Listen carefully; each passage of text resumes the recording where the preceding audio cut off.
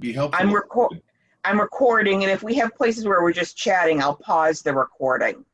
But so we're recording this. This is an open question session for the Maine Genealogy, Maine State Library's Genealogy. I'm not quite awake yet. I'm only on my second cup of tea. It's a big cup. Yeah, I'm not a morning person. So anyhow, let me share my screen. So for those of you just tuning in, I am recording this as we're talking about actual genealogy questions. If we just chit chat, I'll pause the recording. So Wayne asked about finding somebody's father in the 1950s in Boston and with what he knows about the father. So he has a potential last name and an occupation for the father, and the fact that evidently at some point, A, there was a name change for the mother and child, and B, there was an order of child support. So those are the facts we know. So based on that, one of the things I would suggest, given that it's a rather unusual occupation, Wayne, you know, it's not just factory laborer or foreman. If you Google Boston City directories, you will get a couple different sites. Here's one that lists from 1956. And if I pull this up, it's way, the surname you're going to want is way near the end of the pages, in the late 2000s. But as you can see, it doesn't have an occupation for everybody, but it does. Like, here's someone who's a receptionist. Here's someone who's an assistant at the public library. Here's someone who's a worker at City Hose. And so if you go through the possible surnames, seeing if anyone has the description of the occupation you have for the father. That would be one thing I would do. And these are available online, right? Yes. They are available online? Yeah, so this 1956 one, so all I did was Google Boston City directories. And this one's at a website called Don's List. And 1956, it's online and free. And this is what it looks like. It's just page by page, and you'll have to guess at which page number you want. It's up in the 2600s. And so that's one thing to do, is to look at, you know, like here's the page for the Watermans, and some of them do have, not all of them have an occupation, but a lot of them do. And so that's one way I would look, given that you have a target surname. Possible surname. We're not sure of the surname. Right, but you have, it's a target. Yep. If you also go to the Family Search Wiki, okay, which, you know, I've recommended however many times for Massachusetts, there is a category for directories that has, here's the link to what's at Ancestry. And you can browse, you can go into Massachusetts, and there's Boston, and then choose a year, and looks like they've got from 40, they've got 48, 51, 52, 3, 4, 5, 6, 7, most of the 1950s. And so I look a few years either side of Yep. the son's birth. Just because even if he's not in one year, the father isn't in one year, he may be in another. Okay. So that's one way I would go. The other thing, and here's another online, it's mass-doc.com, and it's listing, most of these are at Ancestry, so you can go in through Ancestry. But as you can see, they've got a nice collection of them. The other thing I would do, it's going to be the probate court that would have handled the name change. And probably any kind of, if there was a court order rather than an agency order on the child support. So if we go to the Boston Archives, and I'll make this bigger, and I found this because I happen to know the woman to talk to,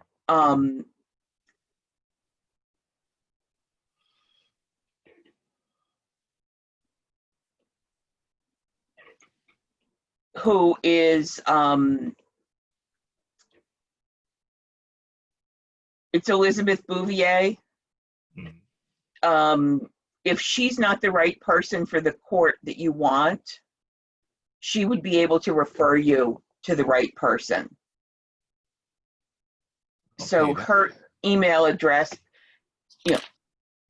is right here on their website. So that's just, it's this Massachusetts Secretary of State for this she's the head of the Supreme Judicial Court Archives. And she knows who has what for Massachusetts court records better than anybody. So now, I would. Are there any problems with me or anyone else accessing that information? I don't know, and she'll be able to tell you. Okay. I don't know what the what's public. I would assume that name changes are public knowledge, are public record. Mm-hmm.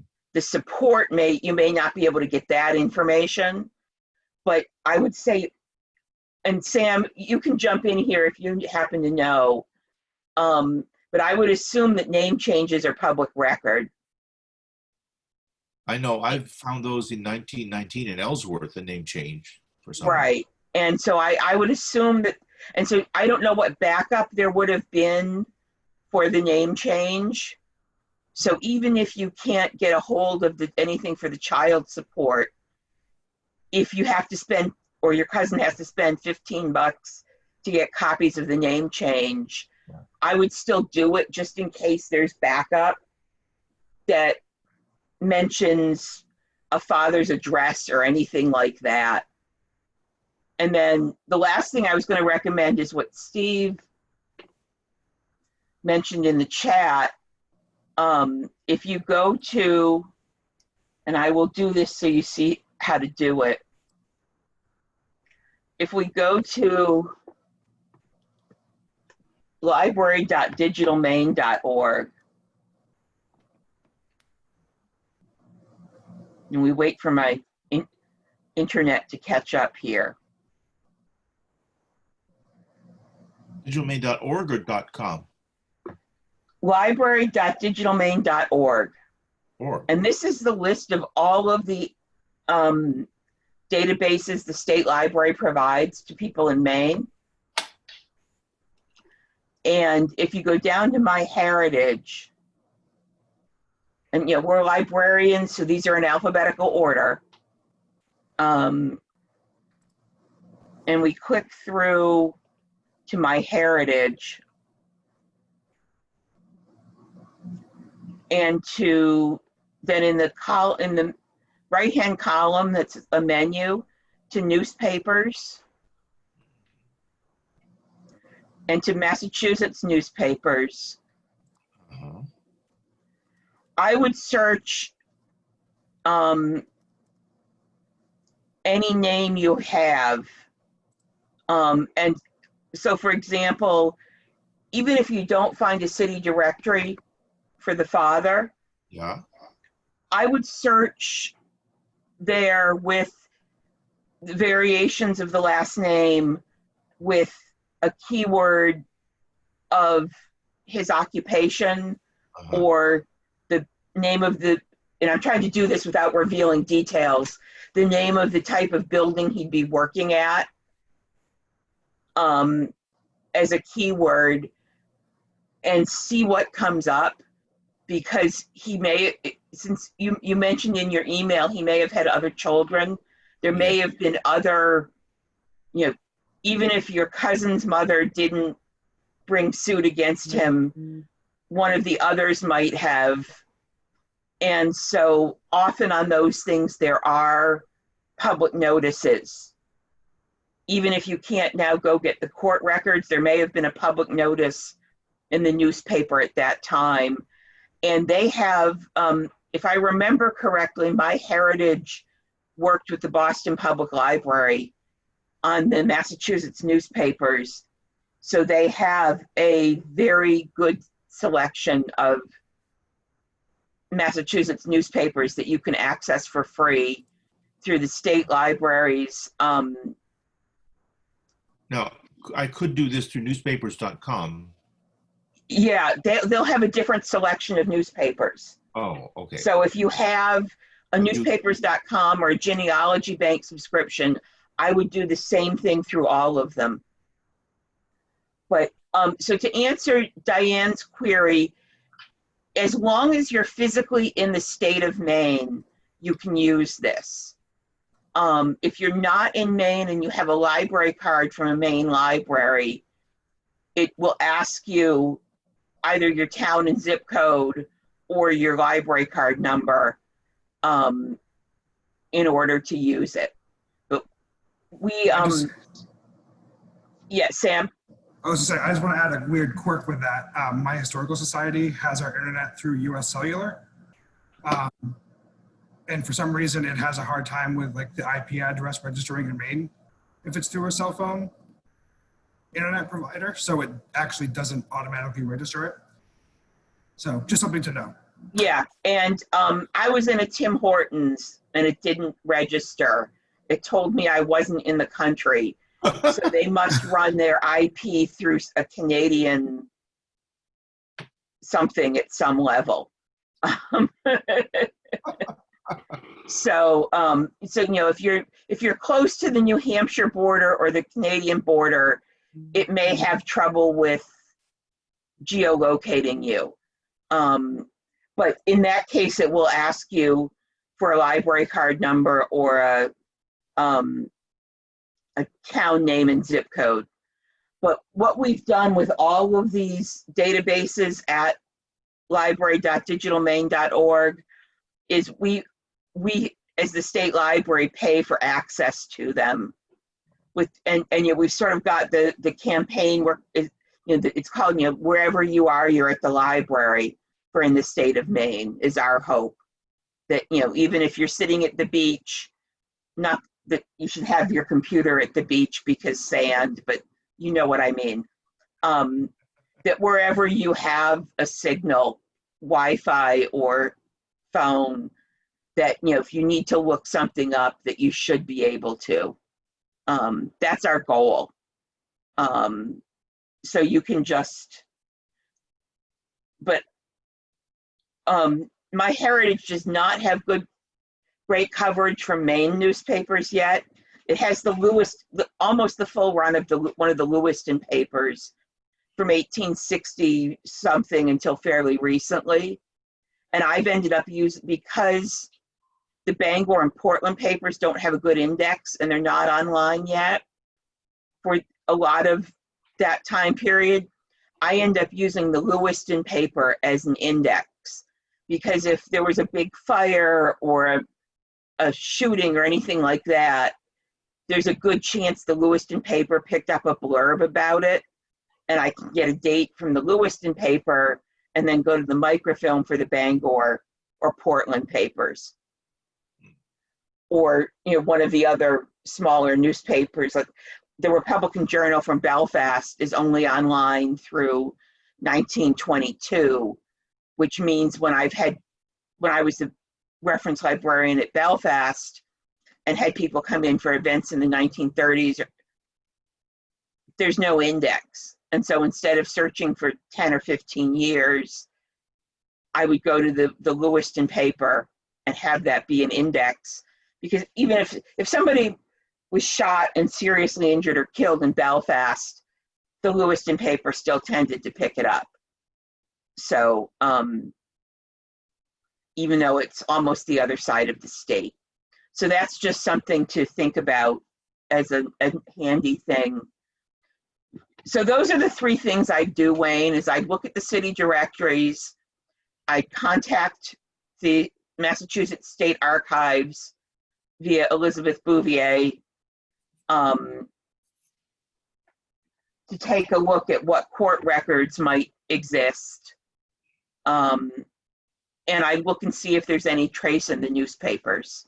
Yeah. Of, I wondered also, because a couple of schools are mentioned, if I were able to contact the schools, would they have records from way back in 1950s? they might. It's funny, I actually listened just yesterday to a webinar from David Allen Lambert, who's the chief genealogist. I heard it. Okay, so you heard that, you know, a lot of it depends on the school. Yeah. But I would, yeah. The thing is, you don't know where the father was from, so it would be hard to find a yearbook. But particularly if she was teaching, you may find information about the mother. Yeah. You know, which may help your cousin sort of round out his mother's history, even if it doesn't lead to identifying his father. But, you know, they had to have, let me look back at this, they had to have met the parents, you know, until the late 1970s. If there was a child produced, the two parents had to be in the same place. Oh, at some point.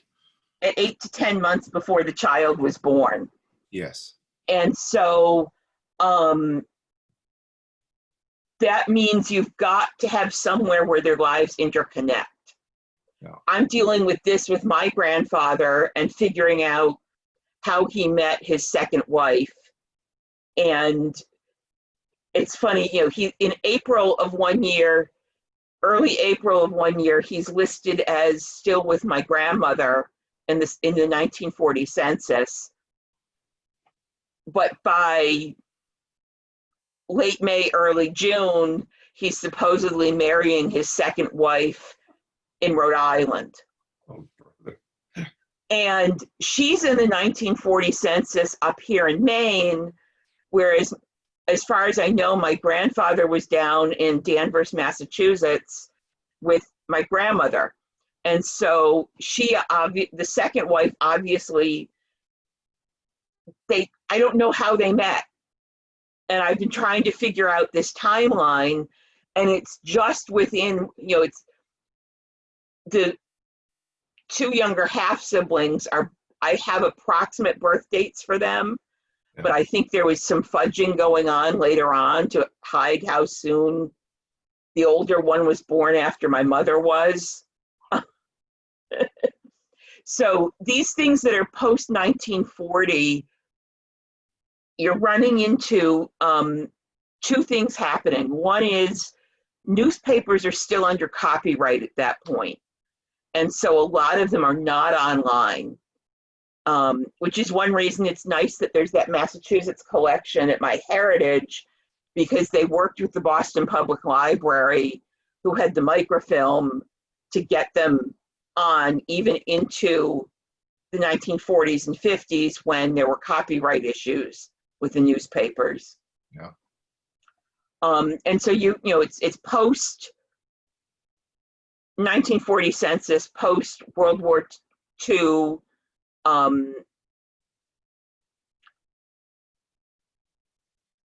veteran stuff, but you have this, so you have sort of this gap from about 1945 until about the late 1990s, where things are in copyright. They were not ever put online. The volume of information is huge. And so people aren't trying to get around the copyright because there's so much from before copyright that they're working on. And you get this 50-year period from the late 40s to late 90s where you don't find things online. And it's not quite a black hole of genealogy research. You see some things. You get the Social Security Death Index. You get some of the city directories. You get some high school yearbooks at Ancestry. But you're just not getting anywhere near a complete picture of the records generated because of the combination of privacy, copyright, and just volume of what was generated. By about 2000, you start getting things born digital that leave traces online. But it's a hard time to, the 1950s are a very hard time to research because of that, because it's before the SSD, the Social Security Death Index, really doesn't kick in until the mid-60s as anything near covering most people dying. And it's really the early 70s before you get a fairly high percentage of people in that. So it's a tough era to research. But the city directories, the newspapers, and and as I said, as far as I can guess, I'm almost certain that at least the name change documents will be public record. And that's one where I would do a newspaper search on the change before and after names, because that may give you, I can't remember if you have the exact, you have the exact date on the name change. Yes. And where it was. So that will help with figuring that out. But from what you've put in the email to me, there may be traces through things. So have fun. If those things don't work, let me know and I'll send you on the next level. But those are what I'd start with. They're the ones most likely to give you an answer. That's already very helpful. That's great. Yeah, and the unusual occupation will help. Yes. I don't know if that will lead to records or not, but it might. You may want to, in addition to asking Elizabeth Bouvier about the court records, you might want to throw in a question about if she knows if there are records related to the occupation. Because although they wouldn't be in the court records, they may still be at the Massachusetts or Boston City Archives. Okay. Does that make sense? Yeah, Boston City Archives. Okay. I'm pretty sure there's a Boston City Archives. But there's definitely a Massachusetts Archives. I don't know, it may be that she tells you that the Boston City Archives is actually just a room at the Boston Public Library.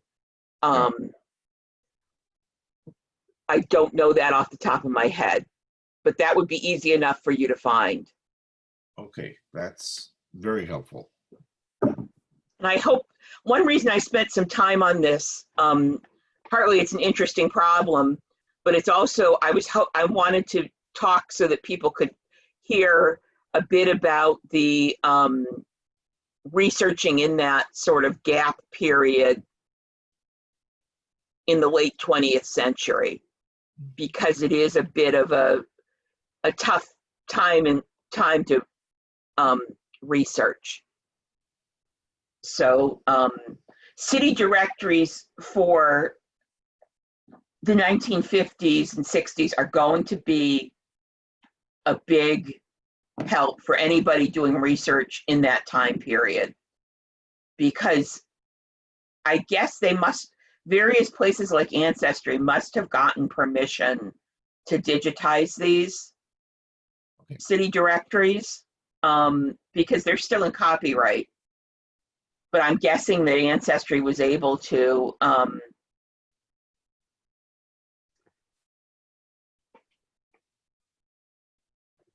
so the site on the screen right now is the Secretary of State. It's the Massachusetts Archives, the Supreme Judicial Court, from the Secretary.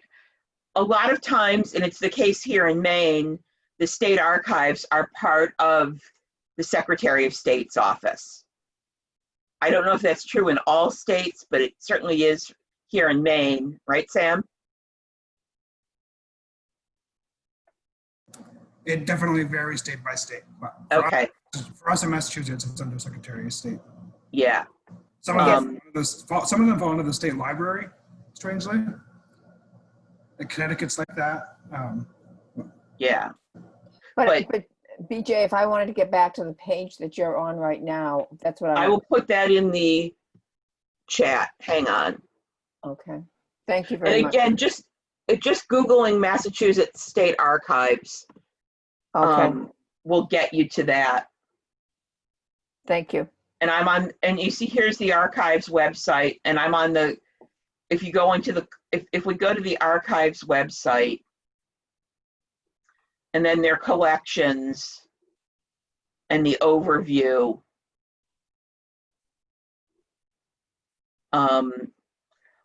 one thing I like about a lot of library and archives websites is because we are librarians and archivists, we do tend to have reasonably decent menus for finding our way around, for people to find their way around where things are.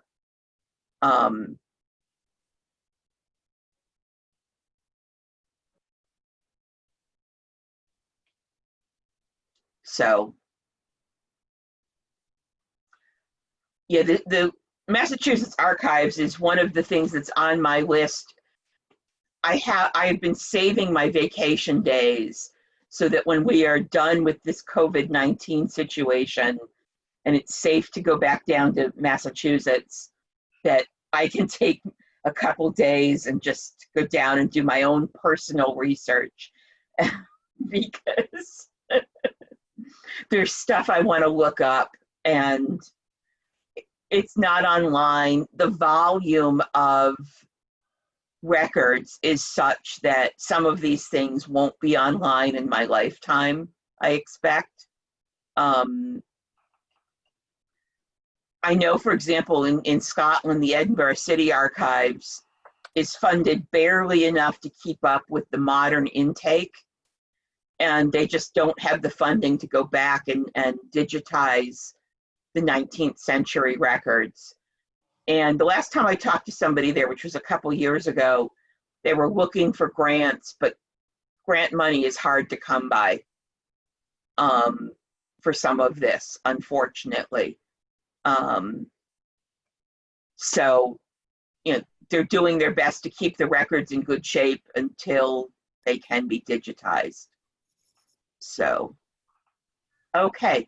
So Wayne, I hope I've given you direction. Very much so. Okay. So next question. Anyone else have one?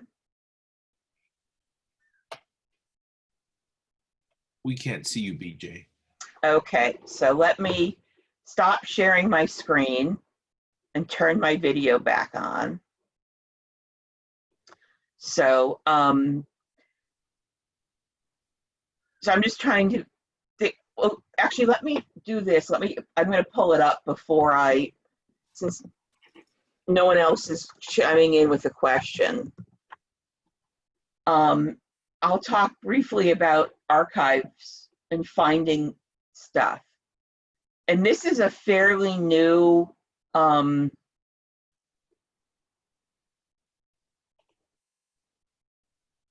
Where's the link?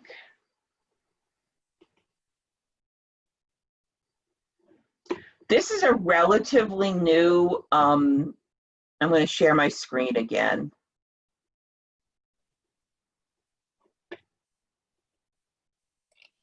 This is called ArchiveGrid. I'll put the, let me see where did the chat window go? I'll put this in the chat. This has become one of my go-to sources for looking for information. This is done by the same people who do WorldCat. And it's an attempt to do for archives what WorldCat does for libraries. In other words, it's trying to be a union catalog for archives. And it's not everybody, and not all of an archives collection is necessarily in the catalog that this is pulling from, but it is, and let me look here. So for example, you can look here, and the old Sturbridge Village Research Library is included, which, you know, is an excellent resource for more for just general early 19th century records rather than anything specific about your ancestor. But you also have university. So here in Worcester, Massachusetts, you have a university library. You'll notice it's named after Goddard, which is where Robert Goddard of rocket fame went to school, and he may have taught there for a while. Some from the American Antiquarian Society. And let's go up to Maine. Maine is less well represented than some places. But let's head up to Maine. So for example, UNE's Manuscript Collections,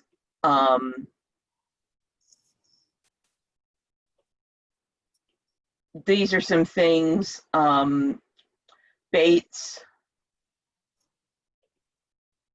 some from the Maine State Library, some from here. See, notice it's the Special Collections Archive is pulling in from Bowdoin. So it's not everybody, but if you're looking to see what archives, so let's say, you know, I'm looking for stuff, you know, my dad grew up in Buffalo. So let's take a look. We'll zoom in. And you can see that it's the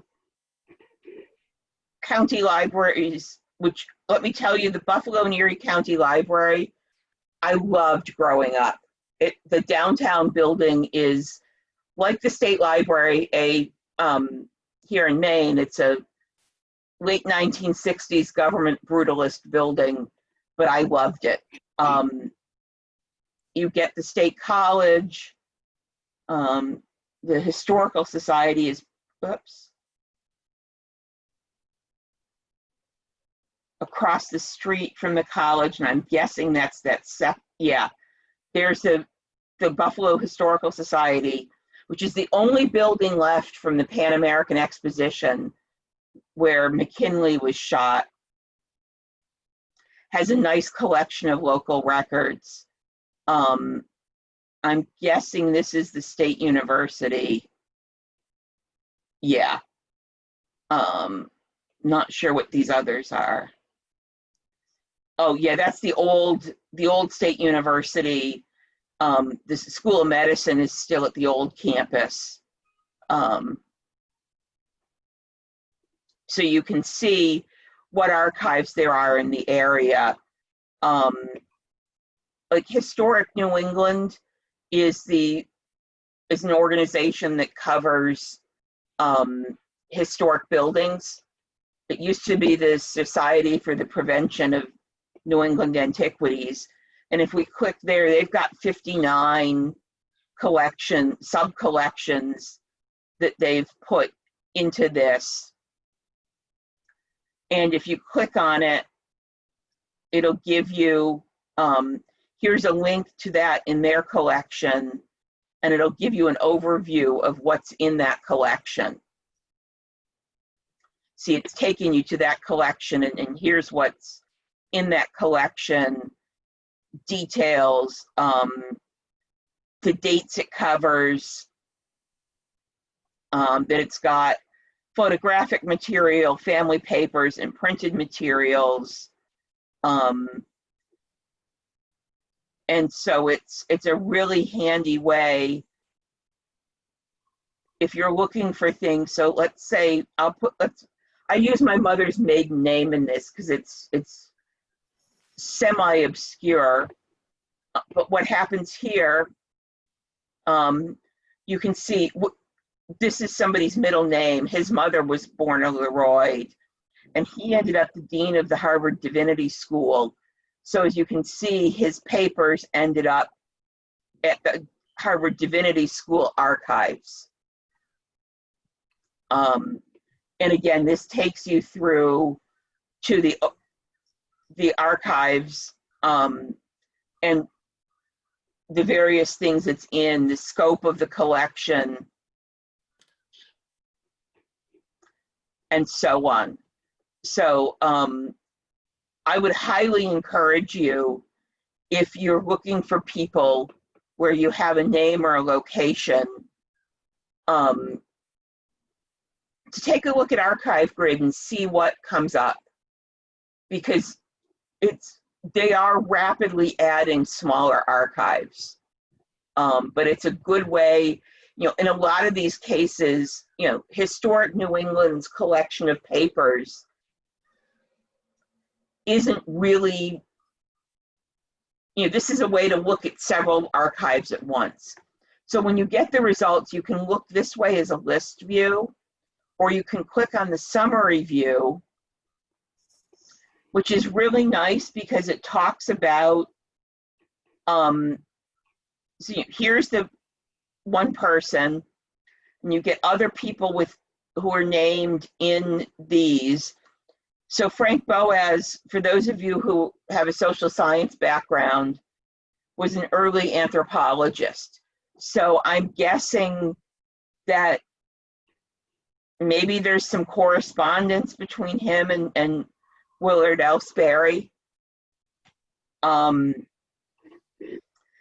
can look by place. So if I only want to look for people named Leroy in China, or if I remember correctly, or I only want references in New England, I can look there. By location of archives or by the actual name of the archive. So you can see that Harvard actually has 3 different places where Leroy's come up. At the regular, so you have the Harvard University, the big libraries listed, you have the university archives, and then you have the Divinity School archives. And so this is what often happens when you have somebody who was prominent in an area, especially if they were affiliated with one school within a university. You get their papers split between the general university archives and that particular school's archives. Here's state life. I was looking for New Zealand. It's actually Australia that I should have been looking for. But they don't have Australia here. But down here, you see that there are 2 things at the State Library of Queensland. And it's also listed here as an archive location. these places are places mentioned in the papers, whereas this is the location of the archives. And then you get topics. So obviously somebody involved with refugee work at some point. You get theological stuff that I'm going to guess is Willard Leroy Sperry. There was one of the early pilots in World War I was a Leroy in England. So you can see how this can help you. You know, with 78, I can look through that list view and see which ones I'm interested in. But if you have a name, you know, let's try Putnam, another good New England name. There are 10,000 references. And so this summary view can help you figure out, you know, are you looking for Putnam County, New York, or are you looking for papers about Israel Putnam during the American Revolution, and so on. So if you haven't spent any time here, it's worth looking to see if anything comes up. Does that make sense? As it's a wonderful resource. They are adding stuff all the time, and I'm going to be optimistic and hope that several months of archives being closed means that some of these have been updated when it's pulling from an archives catalog. I know a lot of the people I know who work in archives and special collections have been doing a lot of updating and cleaning up their catalogs as what they've been doing during being closed for the pandemic.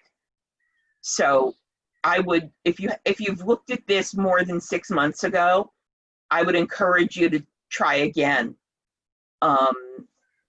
because they are going to, in many cases, have updates, because people have, as I said, you know, I know several people who, you know, are archivists and special collections people at universities and such, and what they've been doing without people coming into the archives is working on updating their finding aids and catalogs. So that's sort of my little spiel on this, that it's a lot of people know about WorldCat, and this is trying to do the same thing for archives. So, and as I said, I really like this summary view when you get something where you have more than 100 or so results, to be able to narrow it down and see what's there, as opposed to guessing. What's going to help you narrow it down? You know, being able to look through the topics list is really helpful. Does that make sense to everybody?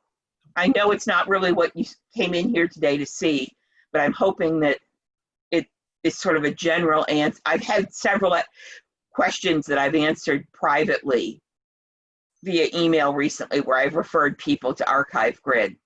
So I figured it was worth mentioning. Thank you. It's news to me. Yeah. Yeah, it really is well laid. It's for what you're looking for, it's well laid out, I think. At least it works the way my brain does to a great extent on organizing information. So, other questions? Yeah, I've got some. I was kind of hanging back because I'm kind of a beginner.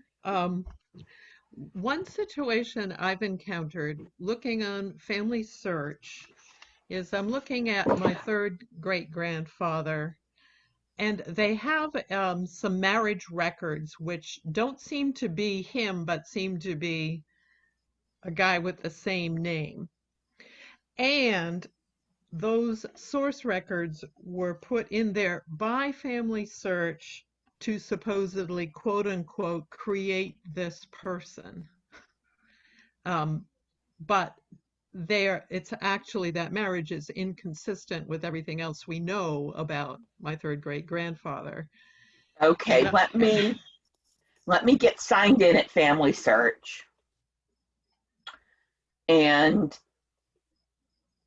let me then share my screen. BJ, as you're doing that and Family Search, when you go in, I wanted to go, Family Search comes with my program that I have, that's the Mac Family Tree 9. And when I went in to use it, I had to fill it out and become like a member. I don't want all that information to go online. It is, and I'm not familiar enough with it. So as you go into it, is there a way to make sure that I know the data that I may use, it does not go to Family Search, but stays within my realm? There should be, hang on to that thought. And Okay. after we go through this, I'll open up my program and show you what you're looking for, the sort of thing you're looking for, okay? Thank you so So much.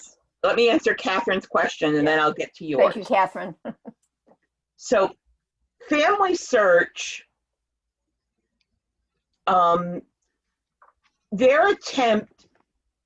instead of having everybody have their own tree, their model is to try to build a tree that's everybody. Sort of a one world tree. So what's the grandfather's name? George W. Emery. I mean, it's supposedly, his middle name is supposedly Washington, but absolutely none of the sources actually say it. E-M-E-R-Y. Y. And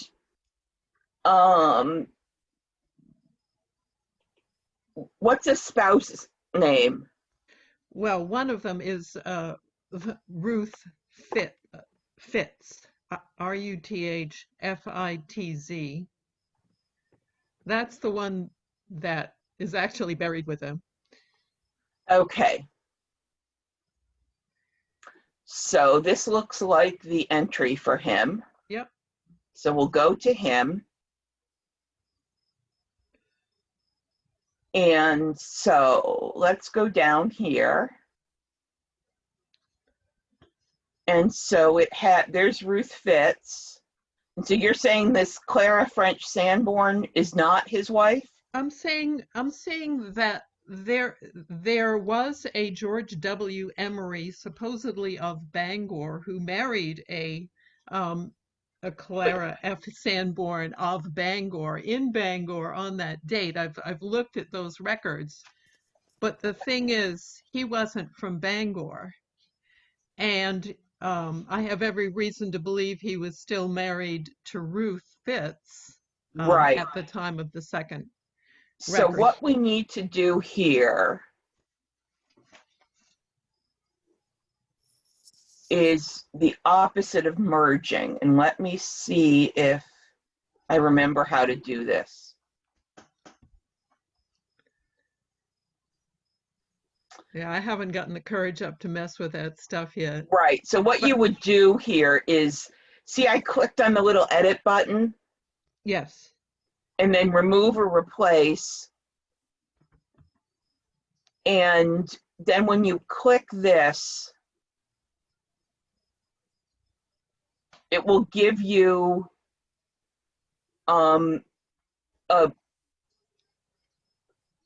the option,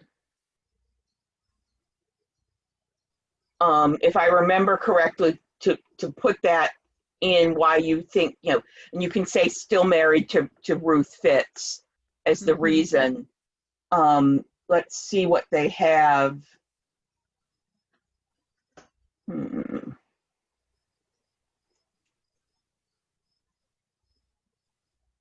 For the sources. Here's the sources. Yep. So let's see. Yeah, it's the 1863 records that are suspect, and that's because Family Search supposedly used this app source You to can't send a create the message. person. Yeah, it was like, whoa, I don't know if I dare to try to edit that. You can edit that. Okay, Yeah, you can go in, and I would take it off. And it should give you a box to put why, that okay, and put still married to Ruth, yeah, and maybe put in Ruth's death date. yeah, The other thing you can do is either in the life sketch here or in Collaborate, add a note that why you okay, did it. And say things like, in the 1870 census, he in both 1860 and 1870, he's in the census, he's married to Ruth. But really exactly. document it so that other people Okay, don't. I think what happened here is somebody merged. They probably created it for a different, and they weren't the same person, and then somebody else merged them thinking it was the same one. And so you'll just want to take right. off the one and but document it. Well, what's this business of that record having been used to create the person? They have a link for more information, but that always gets me nowhere. They Yeah, can't find just the don't page. worry about that. Okay, I would just go and make it the correct information. okay. Thank But you. as I said, because any, I agree, you do not want your primary tree to be the one family, the tree here at Family Search. I've gotten a lot of great clues from here, but I would not have it be, because anybody can edit it. You're right that you don't Right. want it to update, Diane, into this. And you certainly don't want what's here to update into your database. So let me stop sharing this screen and give me a minute to get the other one up. And somewhere in your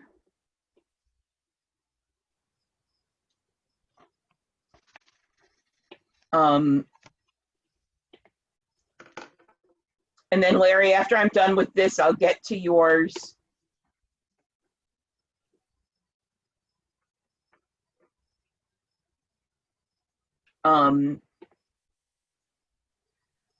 So let me share my screen again.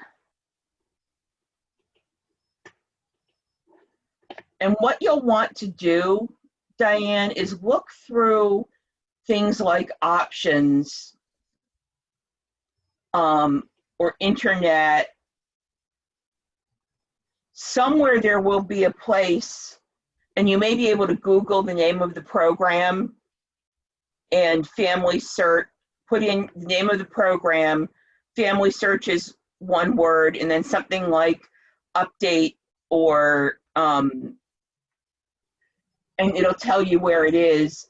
But you can't, somewhere there will be a way to say, don't interact with this, or I don't remember exactly what it's, but it'll be something about don't update from Family Search. And if Okay. you can't find it, email me the name of the program. And I don't have a Mac, but I may be able to find the information for you. Well, it's right in the Mac thing. It's right on a tab that all I have to do is click on Family Search and it comes up. Right. It's already embedded in it. And I knew on one other call with you, you mentioned the very thing that you just discussed now, which is what I'm trying to avoid. And that's why I've been hesitant to even go in there, because I don't know what it's going to do with the data once I research it. And I was just afraid there was some automatic thing somewhere where it was just going to import it. and I didn't want that. So I haven't used Family Search because of that, which is a shame Yeah. because I want to use it. I'm just Yeah, no, there should be a way to turn off the, if it's going in and not taking data without your permission, that's fine if it's just bringing it up. But you want to make sure that it's not overriding your data. right. Okay. Oh, I'll go in and play around with it. The Yeah, same. and Larry mentions that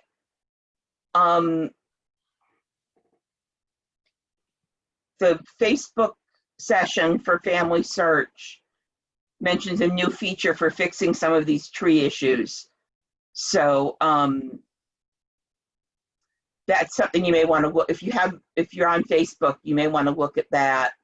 And again, if you can't find it, let me know, and if I can't figure it out, we can do a private one-on-one, and you can share your screen and we can figure it out. Okay? Great. That's terrific. Thank you. Okay, so let's go back to Larry's question.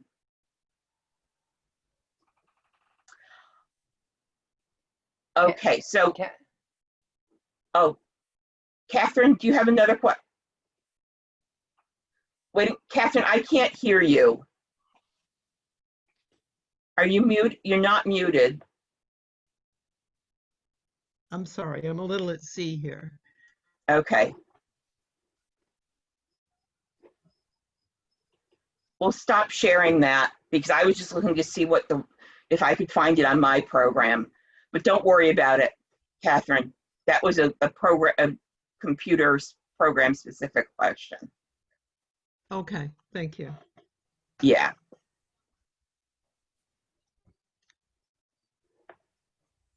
So let me take a look at Larry's question.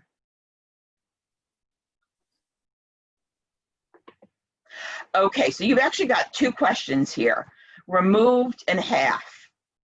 Okay, so what I'm going to do is bring up, let me do this in Word, because that means I can make circles and stuff. So let me bring up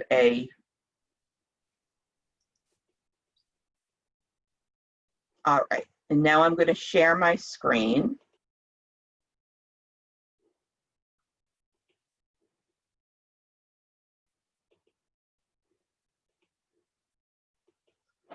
Okay, so let's pretend, and I'm going to center this, you have John married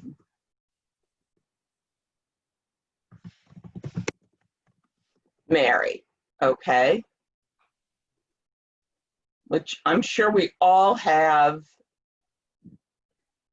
a couple somewhere in our database where John married Mary, right?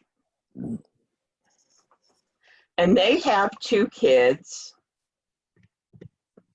James and Thomas.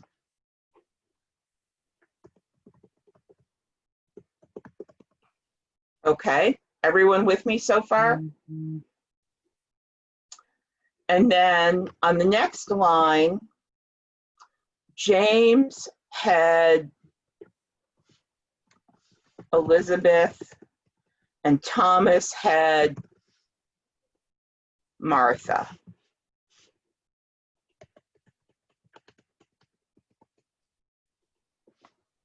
And then we also get, running out of names off the top of my head.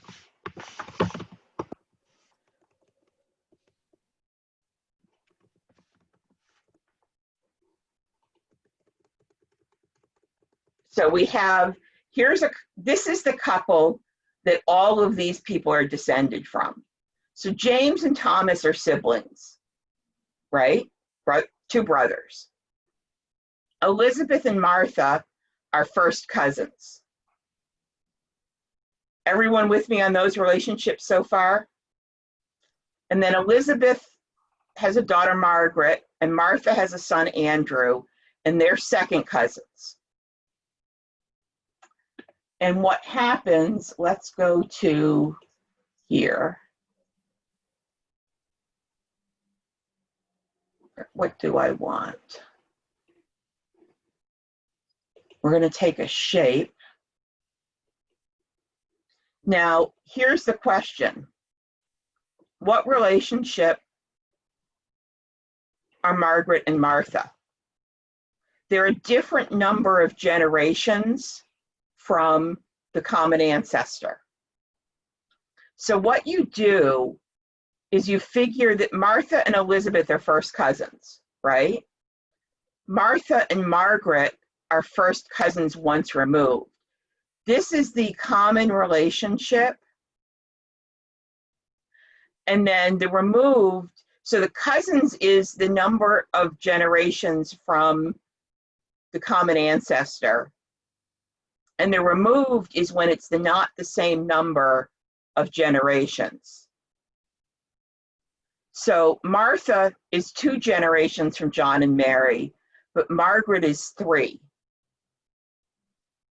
And so the removed takes this into account.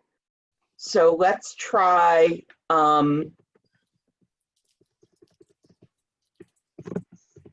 another one. So I'm going to take this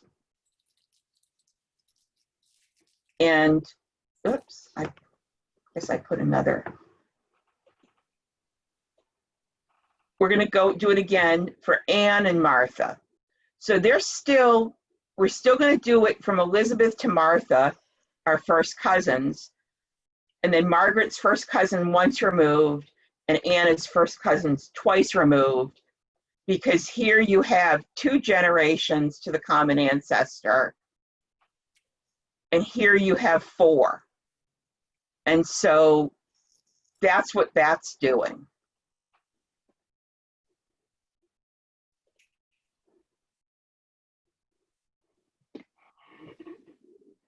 Does that make sense to everybody? Yes, but supposing John has a second wife. That's what I'm getting to. Okay. So let's say John also married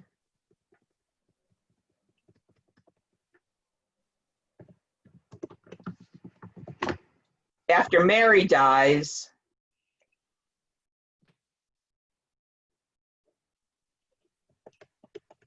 He marries Sarah.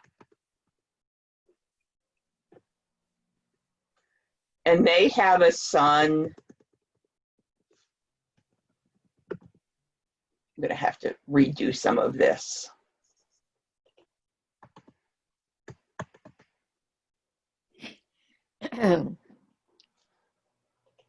This is easier to do in person when I can just draw this on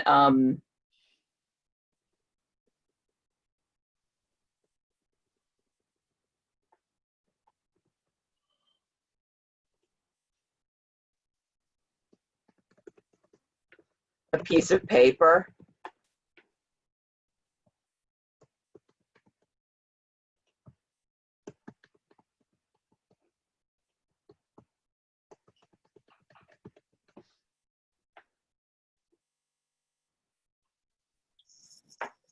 Oh, let's just call him.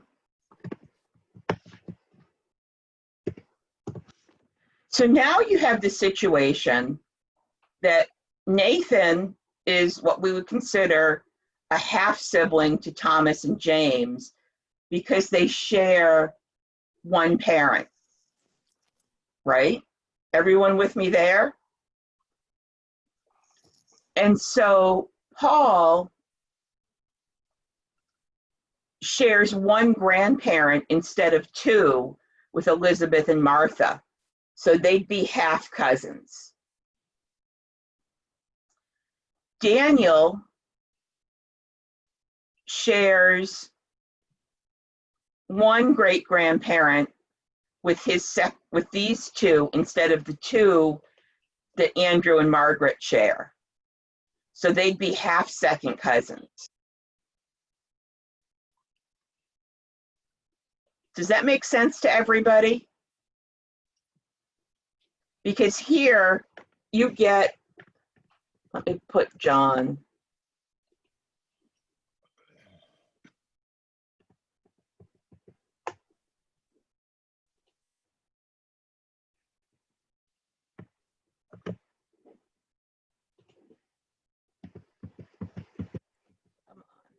we go. So John is in common with these two lines, but they've got James and Thomas have a different mother than Nathan. And so that half relationship carries down to the cousins. So instead of being third cousins to Anne and David, they're going to be half first cousins. And if you're looking from DNA, they're going to be sharing half the DNA with David and Anne than what Anne and David share with each other.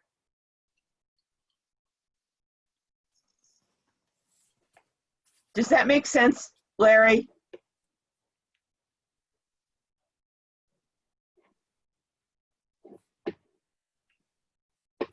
Let me find the chat. The chat's gone wandering on me again.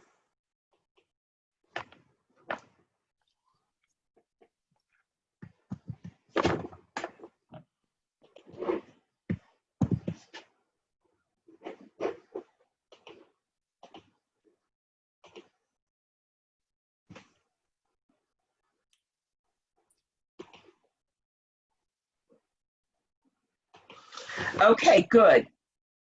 I'm glad that helped. And if anyone else was confused, I hope it helped you understand what the difference is.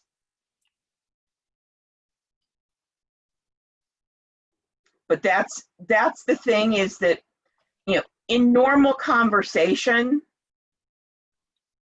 you know, you're not going to say that Elizabeth and Paul, they're probably not going to say they're half first cousins. They're just going to say they're cousins. But genetically, Paul only shares half as much DNA with Elizabeth as Martha does, because they only have one of the four grandparents in common.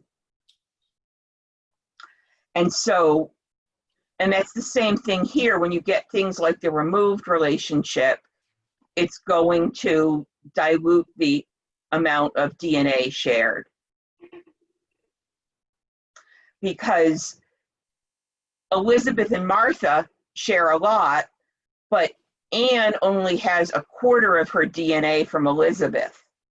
And so that's going to impact how much she shares with Martha.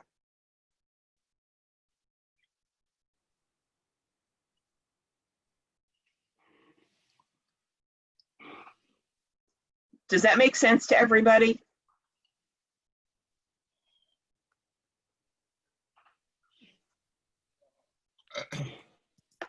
Okay. So I just have a very quick question, I hope anyway. In a scenario like this, if John and Sarah, and they have these children, if they're to the first generation, it's a half brother. Nathan is a half brother to Thomas, and Paul is a half nephew. Half nephew. So anybody else under John, on John with Mary, any other children with Sarah, they're not really related, even. Yeah, no. And like if Sarah to each other. You know, if Sarah had a daughter, Jane, from a first marriage, Jane would be a half sibling to Nathan and a step sibling to James and Thomas, and not share any DNA with James and Thomas. Okay.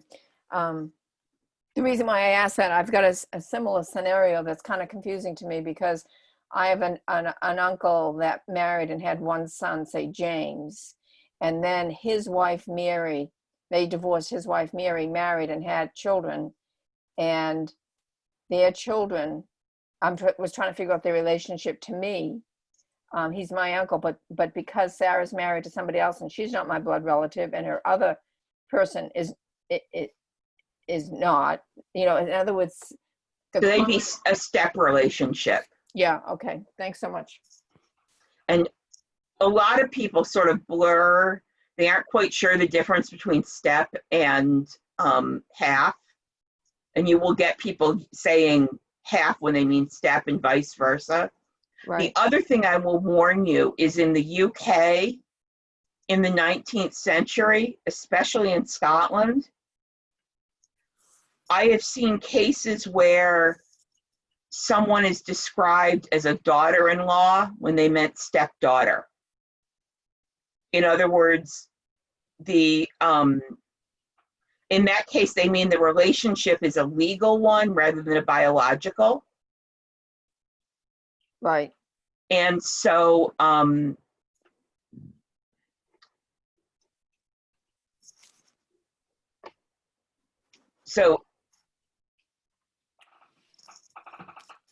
I will, I asked this, just a point of interest, I found a cousin who's now just turned 101, and he was the son of my uncle, only child in that relationship, but the mother, his mother, did marry somebody else and had 2 boys with them, so it made them half brothers. And I met him when he was 91, and we found out about each other for the first time. And I'm not 91. yeah. It gets complicated. Yeah, and Mary asks about if you've got a half cousin, but you also share, yeah, when you have multiple relationships, it can make things a little crazy. And I don't even try to describe those. Yeah. I just talk about my colonial New England family bush that instead of a tree, and they're all just, with some, and so you have the bush and you have some vines around it, and it's just and that's one of the things, and then you get it to an extreme example with an endogamy with groups like Ashkenazi Jews or Amish and Mennonites who marry within a religious group, or geographic isolation like happened with the early Quebec settlers. And you get it in Iceland, you get it in the Cape Verde Islands, other places where the geography made people have a very limited pool for partners.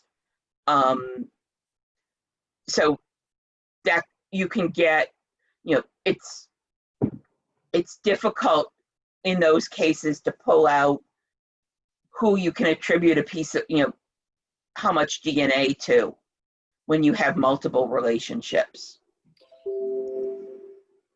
I have another question, but I don't know if somebody else does. I don't want to hog the. So I had another question. That if you're building a tree, is it better to say start with me and where my mother and father are, split off and make 2 different trees, one with all the grandmother's ancestry and one with the grandfather's ancestry, or just put them all, just keep lining them all up in the same tree but different branches? It's personal preference. I have all of mine in one database. I know people who have done it in 2.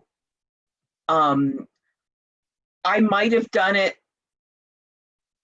because there's no possibility that I have found that there's overlap between my mother's side and my father's side, because my father's parents immigrated from Scotland, and almost all of my mother's ancestors were in Massachusetts/New England/New Jersey by the time of the American Revolution.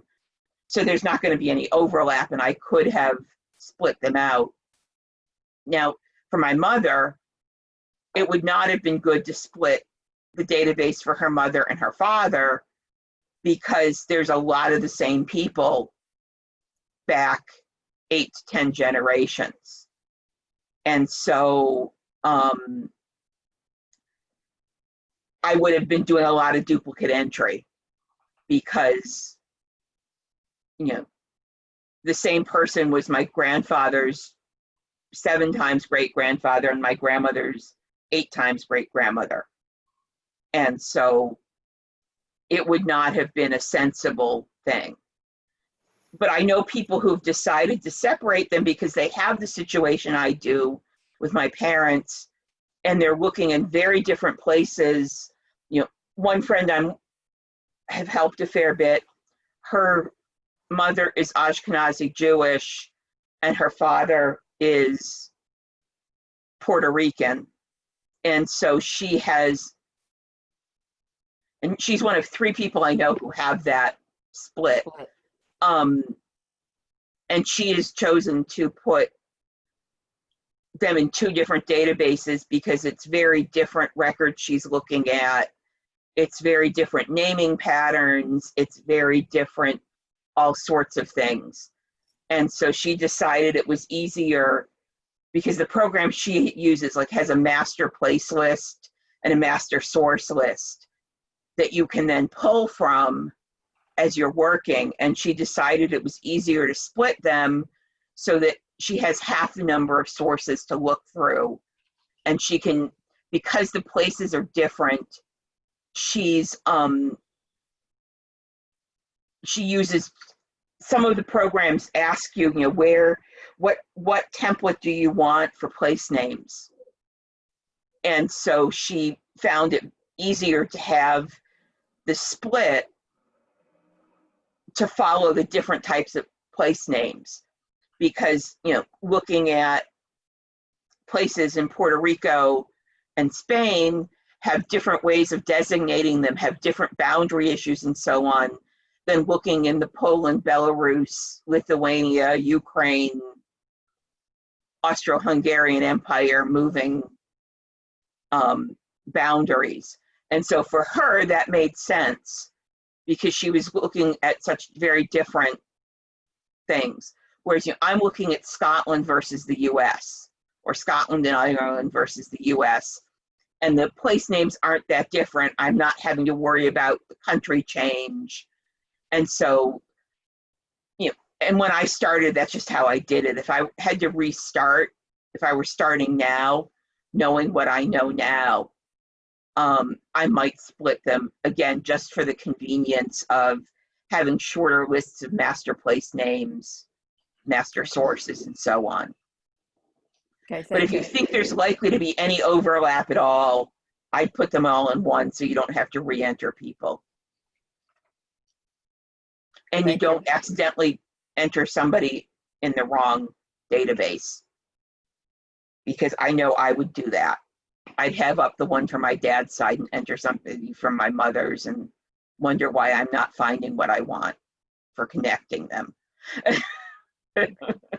Because, ADD, double checking the database, I would do that. I can just tell you that I would do that.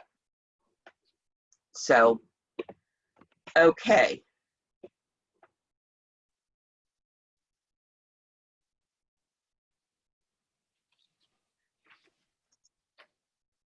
Yeah, the I have a 10 generation, and that one I have split. Larry says he's got a blank family tree chart. I have a blank on paper one that I have filled out by hand. Yes, it's a lot of work, but sometimes it's easier to visualize things in that style than it is to look at the program on the computer. And for that, because of how unwieldy it gets, I have one for my mother. Actually, I have 3, because I have my father's side of the family in one 10 generation chart. And then for my mother, I have her mother and her father separated out, because all I'm writing at the places where I'm getting multiple people are a name. I'm not putting all of the details. For people like John Putnam, where I have multiple people, I am putting in an identifying number so I know which one it is in the database, but I'm not putting in everybody. It's not all the siblings, it's not all of that. I'm just handwriting a name and an ID number.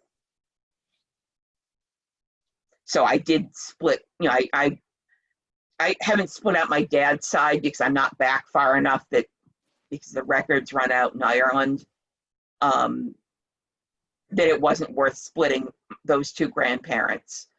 But on my mother's side, it was. So you can get 10 and 15 generation charts. The one I have is a fan chart that I got through the Lancaster Mennonite Historical Society in Lancaster, Pennsylvania. It's a nice fan chart. I've seen ones like what Larry mentions in his comment, that's a, it basically folds up into a piece of paper that you can put in a notebook. But you know, I need the visual sometimes that the computer program doesn't give me. So, any other questions?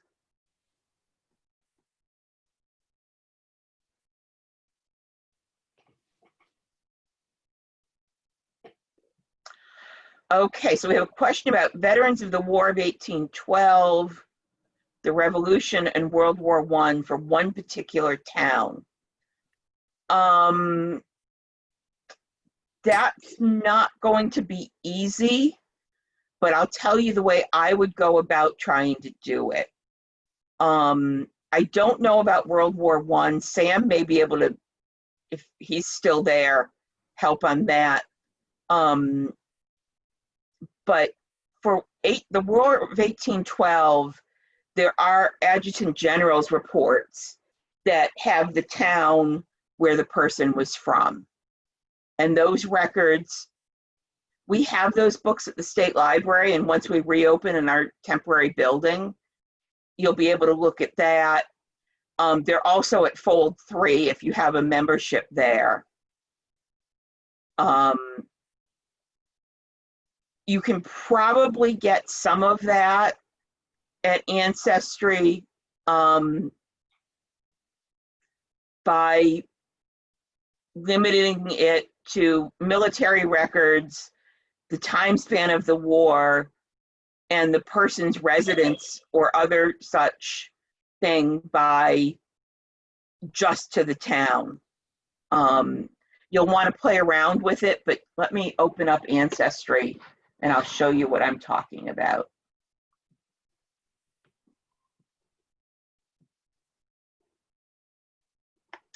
So let me share my screen.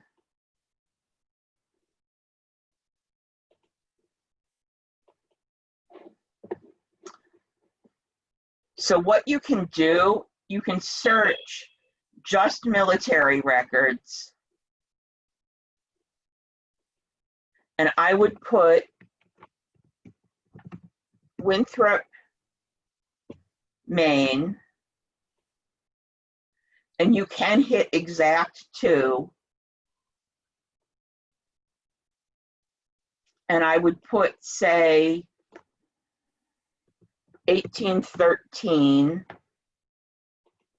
exact to plus or minus, let's put 5 years just to, and hit search. Didn't get anything. Let's try again.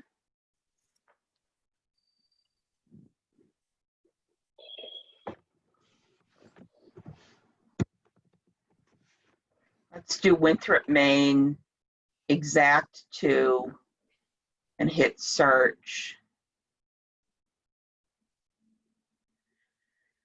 And then what you would want to do at this point is go into here, for example, and this looks like it's all Civil War, but you may see that there are, here's the compiled military records.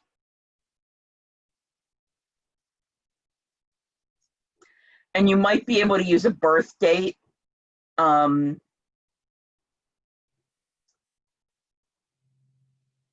So that will be, so we could also edit this search.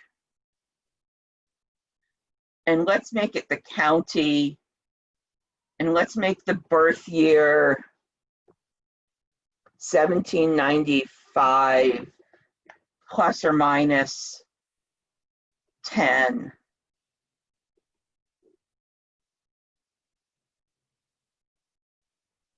not getting, so I think you'll have to play around with the various things unless Sam has a better.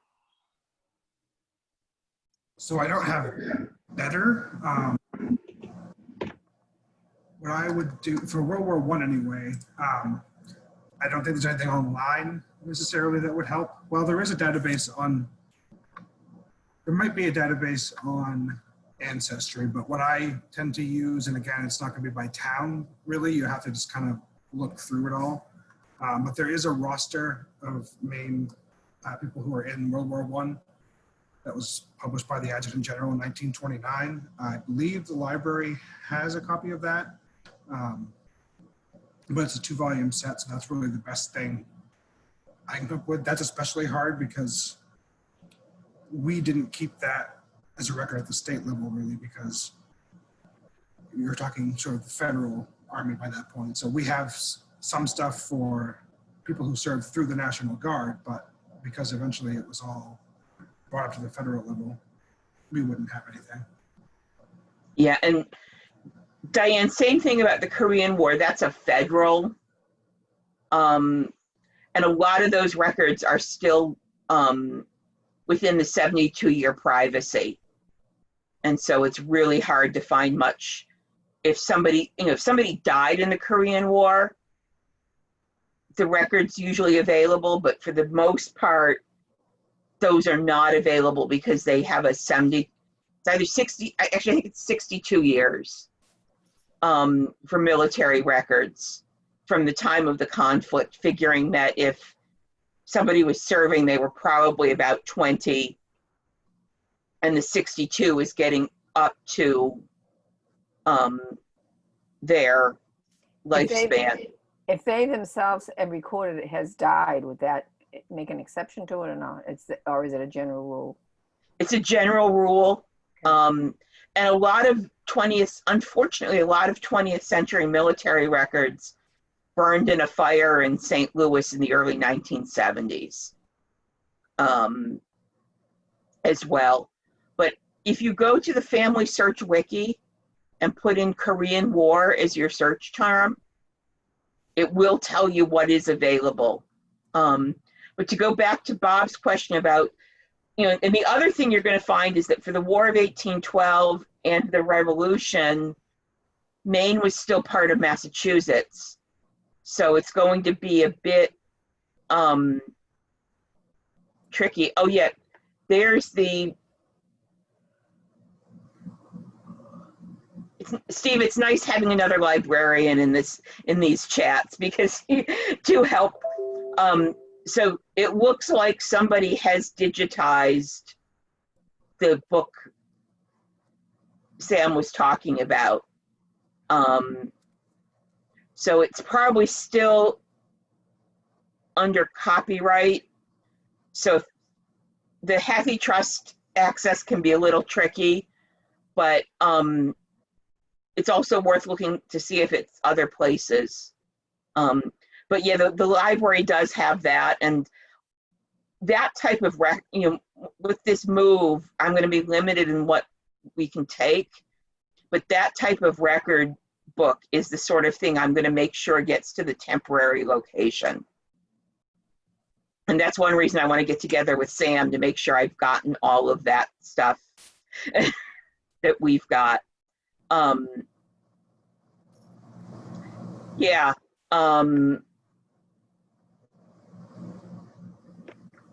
I don't know about the Spanish-American War. As I said, 1812 is still going to be in Massachusetts. I don't think, Sam can correct me, I don't think the 1812 paperwork got, the roster is full view on Hathy Trust. So yeah, you can, Larry, if you see the link from Steve for that book, if you click on that or copy it, that should take you for you'll have to look through for Winthrop, but you may be able to do a search just on Winthrop as a search term. So yeah, BJ, you're right. We didn't really get much for War of 1812 up here. Someone did go down and just kind of transcribe at some point copies of the rosters, but it's really just very basic and just copies. So your best bet really is to go right to Massachusetts for that. In Spanish-American War, you have the same problem as World War I and above. It's really federal. So there's a little bit that we haven't worked with much, but we do have some stuff. So. Yeah. But, and, you know, at least the Spanish-American, and I have found the Spanish-American War stuff, don't be surprised if it's folded in either to Civil War or World War I databases. Same thing with like the Mexican War. In it, many of those veterans get folded into the Civil War veterans records as things got digitized. So you'll want to be a little creative. Larry, if that doesn't get you started, email me and Sam and I can do some further. I'll volunteer Sam's time as well as mine. Sam may really regret at the temporary building if his office is next to mine, so I can get at him easily. It'll be good. I'm hoping that we really have some ability over the next 2 years, because we will have less in the way of public walk-ins. I'm expecting that Sam and I can do some interesting projects of getting some, even if it's just finding aids done that people can have, that it'll help with this. But yeah, Sam, I'm really glad you showed up this morning. It's excellent to have an archives expert here. But it's, you know, the military kept records. And the question is, do they survive? And if they survive, how can you find them? But, you know, the military generated records. That's one of the, you know, they were early adopters of written records in a way that I wish some other organizations had been. Because it's very helpful.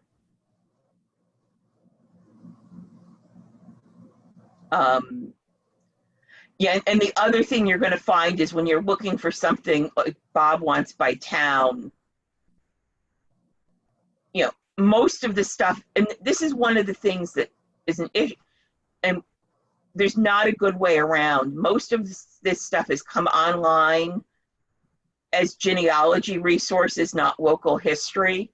So people search by name rather than by location. And so it makes it a little hard for the local history people to figure out what they're doing, you know, how to maneuver the data that's available to get what you want. But often there are ways, like by restricting to a place or birth, you know, using a birth date restriction to only get people who would have been serving in a particular war. Does that make sense, Bob? Why things aren't necessarily in the way you want them and how to get around that system? I hope. And if, as I said, Bob, if this doesn't work, in a couple months when the library's open, come in and I'll poke away at it with you. The data's there. It's just a matter of getting it in the format. I'm running into this as well. I'm doing a study of the town of the early settlers of Norway, Maine, when it was still called Rustfield Gore. And I'm running into the same thing, that there's a lot that is available, but it's designed for going by name rather than town. So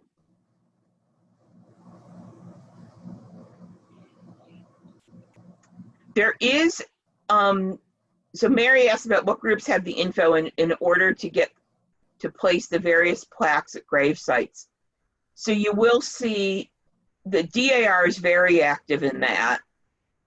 That's my first stop, both for the Revolution and for the War of 1812, because in a huge number of cases, the people who fought in the War of 1812 were the sons of those who served in the Revolution. The War of 1812 also has really good pension records available online. Those have, there is a Sons of the War of 1812, but I don't know how much they've got. But I would guess that the War of 1812 pension records and bounty land records are one of the best sources for that, because they would have had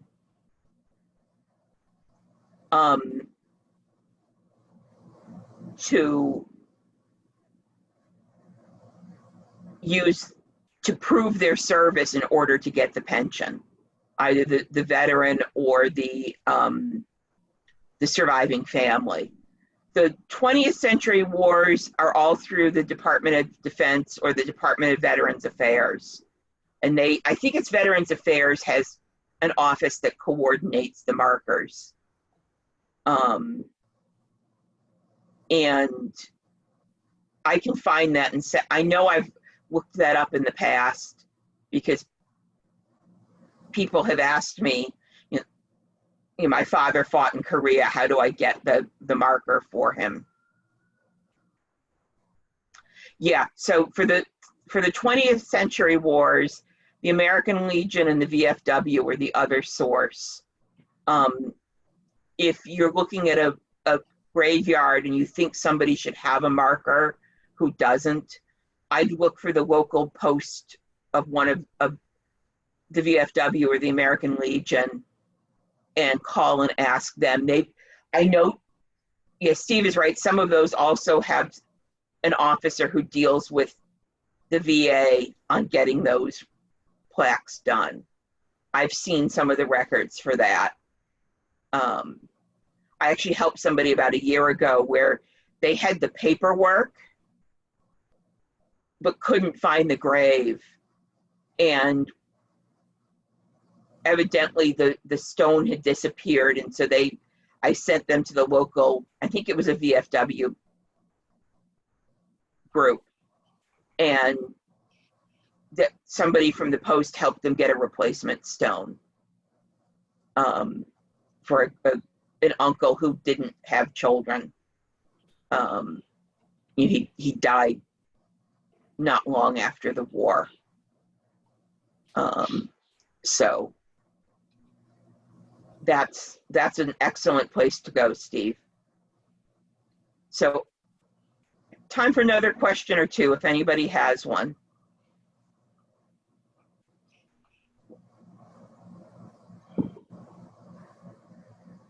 I have another question if I could. Sure.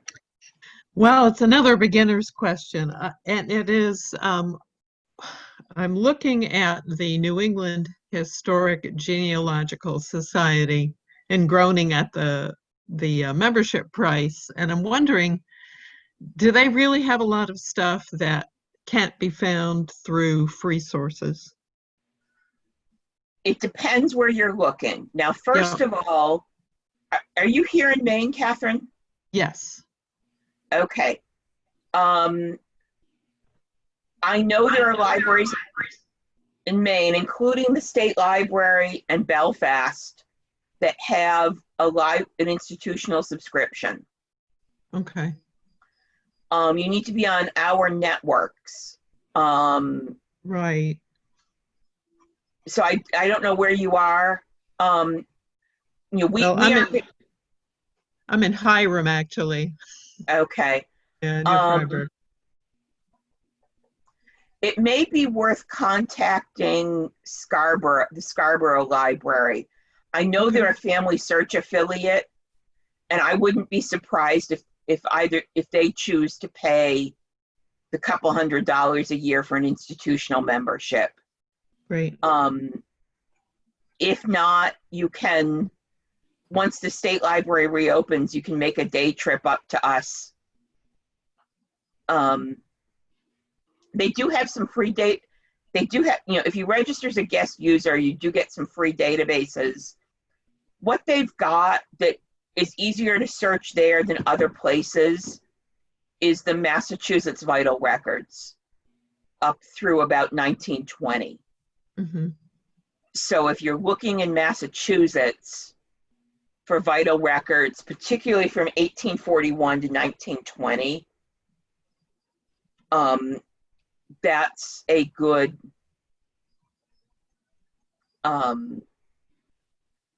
thing to do. I don't know who else has an institutional subscription. It may be that, the Manchester, depending on what's closest to you, Concord, the New Hampshire State Library might have one. They may be closest to you. Scarborough, Springvale, I don't think has one. They've got a lot of genealogical material, but yeah, if you're up for a day trip, when the state library reopens in a couple months, or Belfast, I don't think Portland pays for one, but it may be worth calling Scarborough and Cape Elizabeth just because they're well-to-do. And if family history centers start reopening, and there is one in Cape Elizabeth, they would also have access to that. Thank They you. have an institutional membership, if I remember correctly. And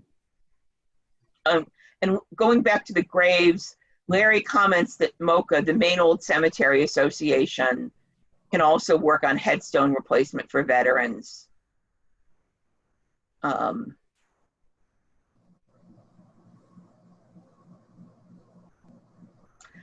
Okay, so then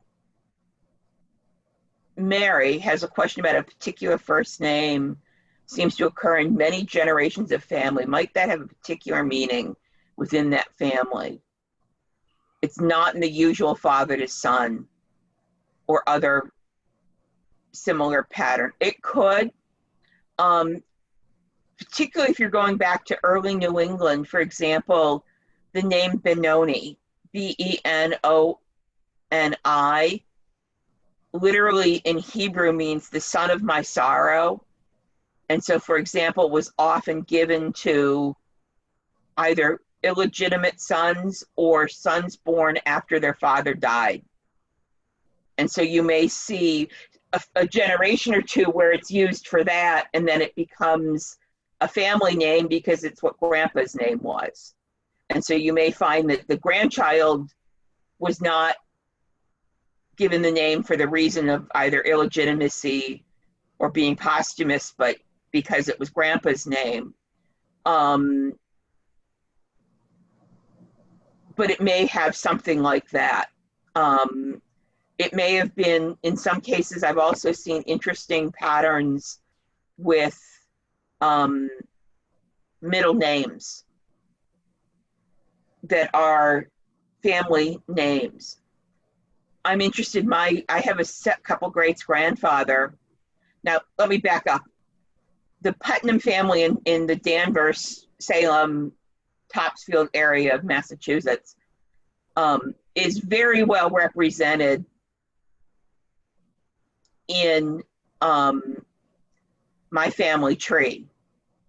But I also have an ancestor named Addison Putnam Leroy, who, as far as I can tell, has no Putnam ancestry whatsoever.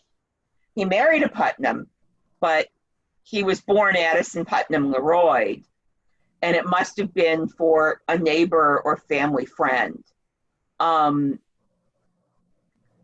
Ebenezer is biblical and was often used as a biblical name.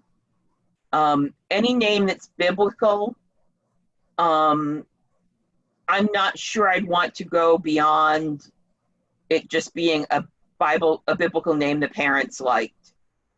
And so, Ebenezer was one of those names that was pretty common in Puritan families. And most people in colonial New England would have known at least a couple people in their local community named Ebenezer. It was that common a name. It was probably for Puritan families in the top 25 names used for men. I have a sense where the grandparents have in the cemetery are kind of alone from the rest of the stones, but next to the female is the marker for someone named Francis, which is a very unusual name in my family. And it says there's no date of birth, there's a date of death, but the inscription says that he was 17 years old. Now I wonder, how did they, in first place, how did they know he was 17 if they didn't know what his birth date was?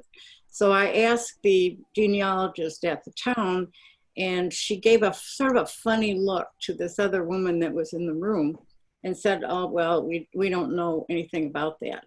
And then I started looking through the family, and I found that my great-grandfather named one of his sons Francis. And then I looked down through that tree, and every child that would have been a sibling in that particular couple, child of that particular couple, has someone in the family named Francis, even down to the current generation.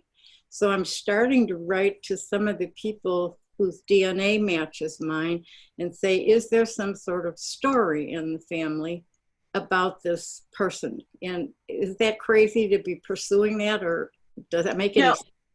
And like my great-grandmother had a brother who died young, who was named Harvey, because that was a not uncommon name in the late 1800s. And then when her son was born, they named him Roger Harvey, because Roger was his father's name, and then Harvey for her brother. So there's that. It's not unusual to name, for a family to name children after a sibling who died young. Mm-hmm. In New England. It probably, it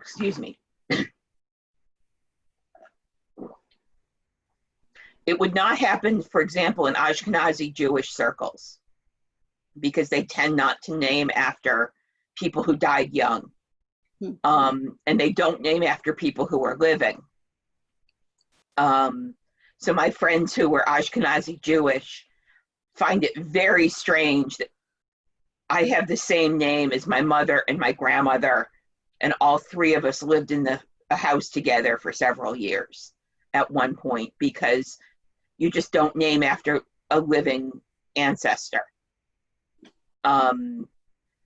Whereas, in New England, it's not at all uncommon to name for family members and to name for people who are living. And yeah, and Steve brings up the point that middle names may well be family surnames. They may be the name of the local minister. I found one, I was helping somebody, and we figured out it was actually the name of the town, the last name of the town midwife was given to a boy as a middle name, and we're guessing, we figured it was probably a difficult birth.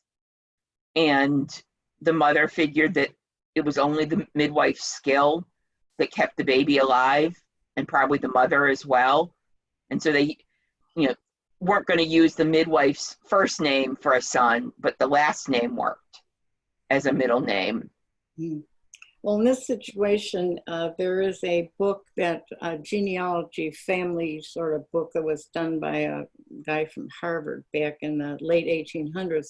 And he has most of the children listed, but this particular person is not in the list of the children.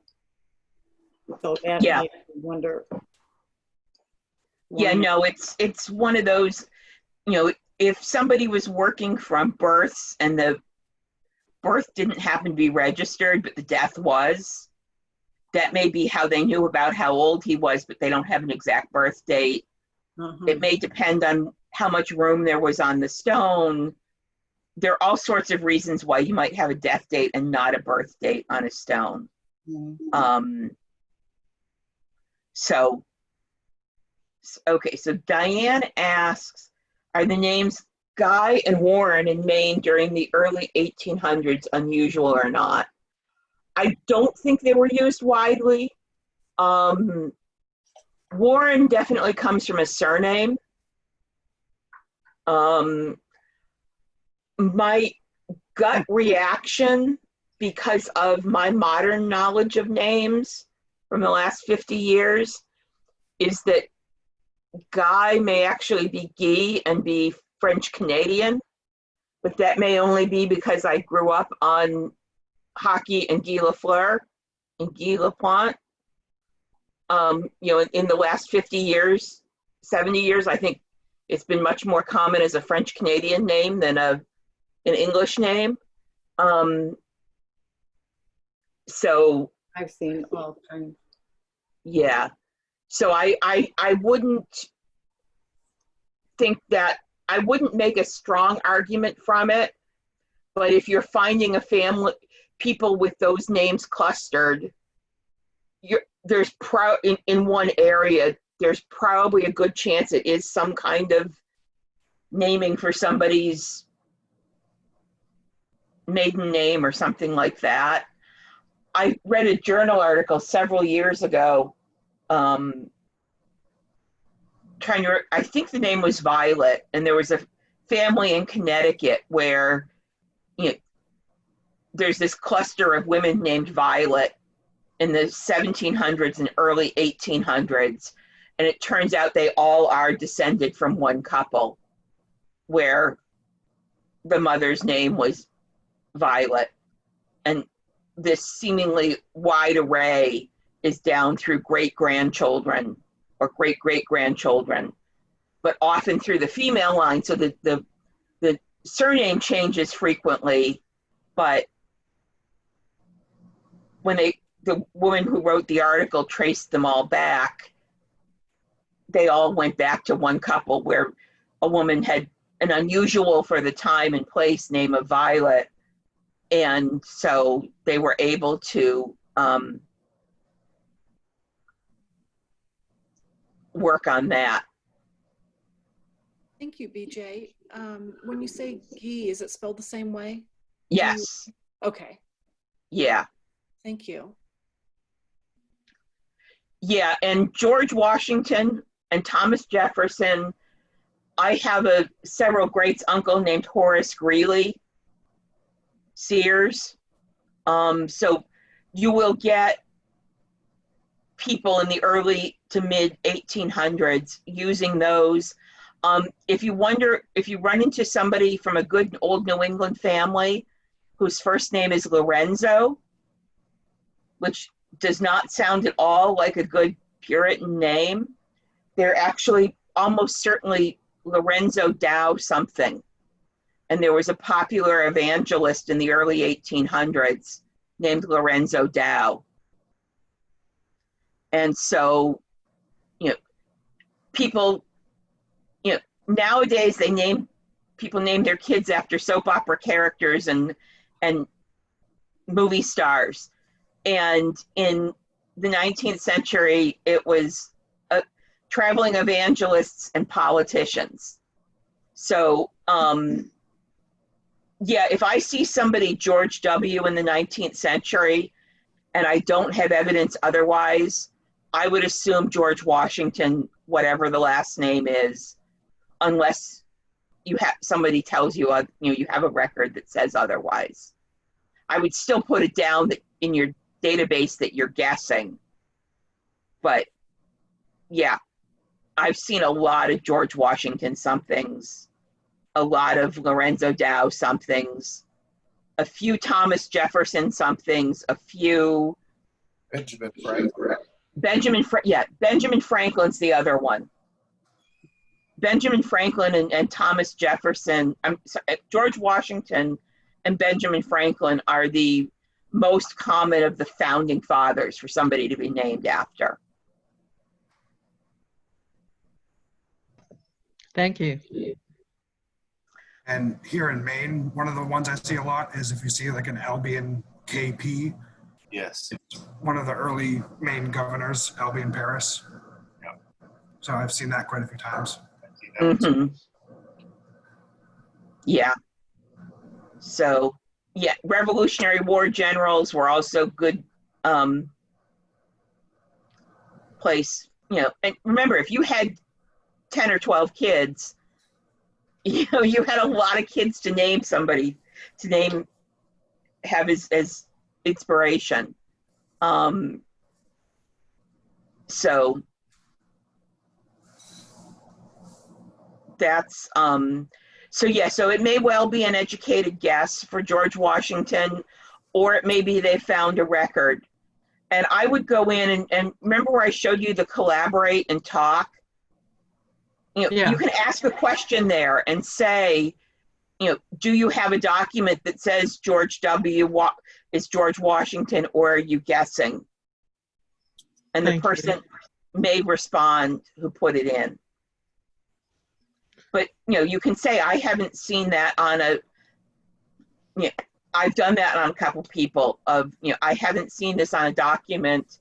Have you, you know, I'm hoping you found something I didn't.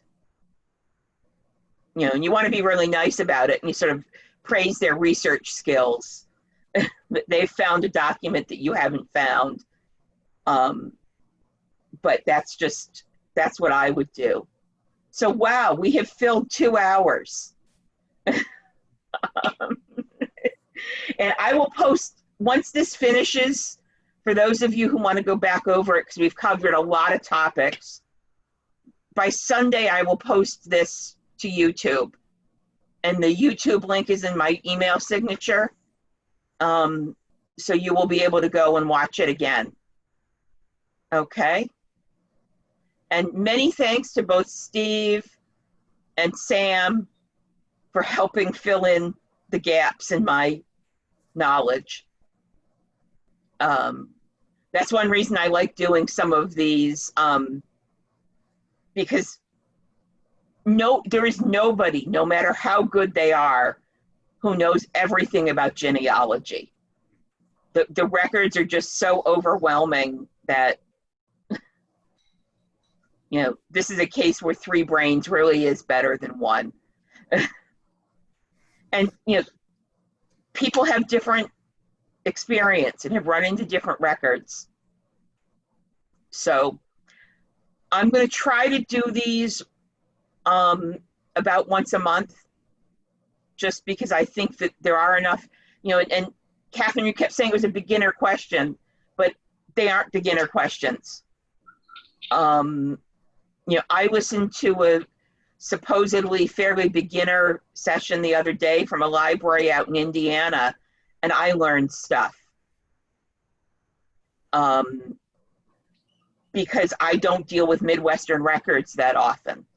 And so I don't know things off the top of my head. So, you know, I sign up, you know, the first time, or the last time I was in Scotland, I went to an introduction to the National Records of Scotland presentation, even though I already had a degree in Scottish genealogy, and I spent lots of time working at the National Records, and I learned something. So it's always worth looking and watching and listening. So take care, and I will be sending an email out on Monday about, or on Sunday about Monday's programming. Looks like some nice fun stuff next week. And have fun searching. So take care.